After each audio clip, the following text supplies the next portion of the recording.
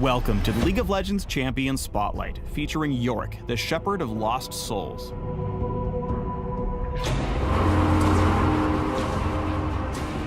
By Shadow Isle standards, Yorick's a pretty good guy. The former monk just wants to free the souls who have spent a millennium trapped in the black mists of the Isles, and he's willing to do some bad things to carry out his holy mission. Yorick carries the burden of 1,000 condemned souls swirling infinitely in the ghoulish cape on his back. The Shepherd uses these lost spirits to fight anyone who gets in his way. They may not like it, but Yorick doesn't give a damn. He'll do whatever it takes to win, even if it means he's got to bring a little bit of hell along with him. Our souls are a small price to pay to cleanse this land.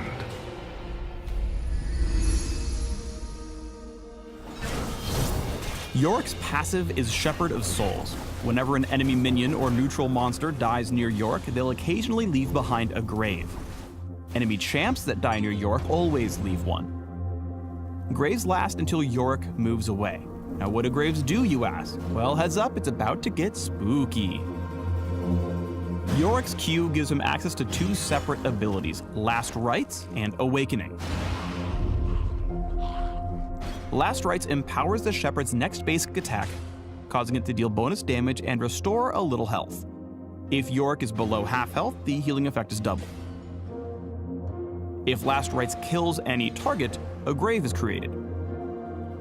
If there are at least 3 graves nearby and Last Rites is on cooldown, Yorick can cast Awakening to raise Mistwalkers from the nearby graves. Mistwalkers basically act like nasty little minions, although you can only have up to 4 of them at once in your undead entourage, and they die if they roam too far from Yorick. Also, none of the graves can have a cigar.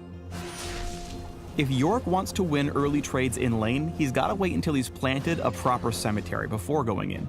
Here, Aurelia screws up by hanging too close to Yorick's graves. When the Mistwalkers rise, Yorick follows them in to deal additional damage and recover some lost health, earning an easy advantage. Yorick's W is Dark Procession. The Shepherd yanks a bundle of corpses straight from the earth, forming a wall of rotting flesh that encircles a target area. The wall decomposes on its own after a few seconds, but can also be destroyed by enemy base attacks, whether they're trapped or not.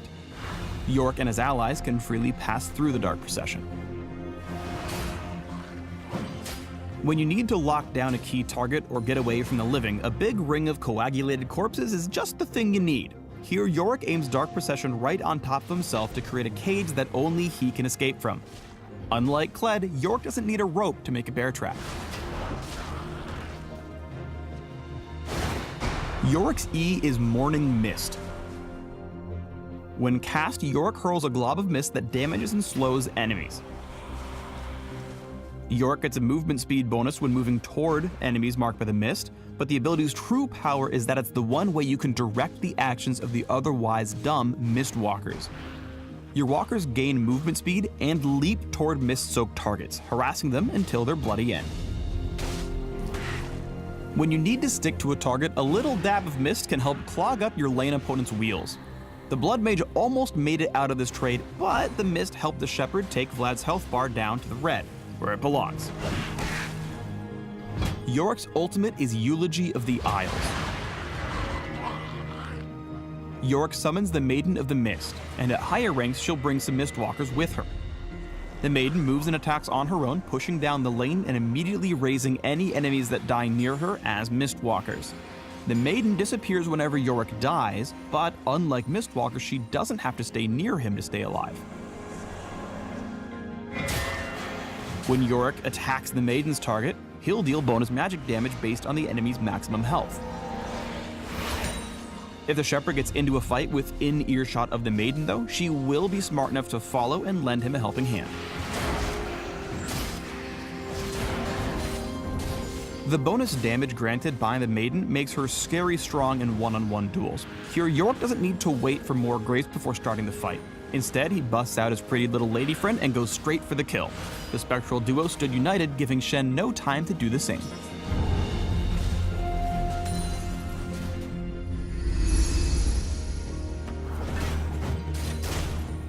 When Yorick goes in for a trade, it's best if he brings a swarm with him. Here, Yorick waits until he has a maximum 4 graves up, then unleashes a dark procession and awakens his ghoul army the moment Gangplank steps up for some minions. With the Saltwater Scourge trapped in the fight, Yorick sicks his undead buddies on him using a well-aimed spray of Morning Mist. When laning, Yorick has very specific windows of opportunity to make strong trades, and misusing that opportunity can leave him very vulnerable. The mean old monk is in position for a strong play here, but he missed his E, causing his walkers to ignore the Grand Duelist. Fiora wisely takes this opportunity to pick off the Mistwalkers, leaving Yorick's schedule wide open for a fencing lesson. You know what they say, good fencing makes good neighbors.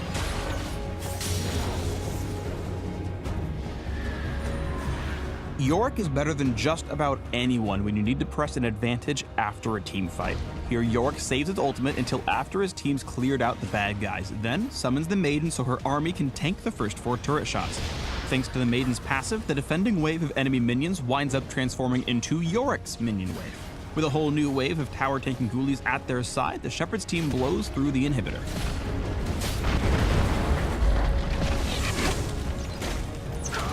In teamfights, Yorick is too slow to be a diver, so he's better off hanging back to peel for his carries.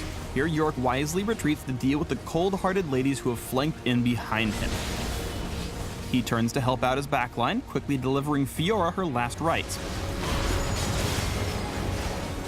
As soon as Dark Procession comes off cooldown, Yorick uses it to lock down the overfed Ashe, who quickly eats a face full of boomerang blades. Shoulda ducked. Yorick doesn't actually have to stay in a lane in order to split push it. Here, Yorick sees folks moving toward Baron, so he drops Big Mama Maiden in bot lane and sends her on her merry way. She refreshes her army of Mistwalk and amigos every time the squad slays an enemy minion, so soon she has a nasty pile of friends heading straight for the bot lane inhibitor. But meanwhile, Yorick is present and ready for a pool party in the topside river.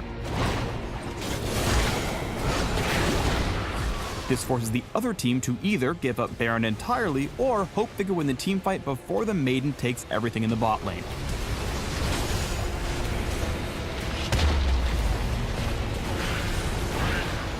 In the end, Yorick's team wins on both fronts, and the Shepherd gets to return to his flock and win the game.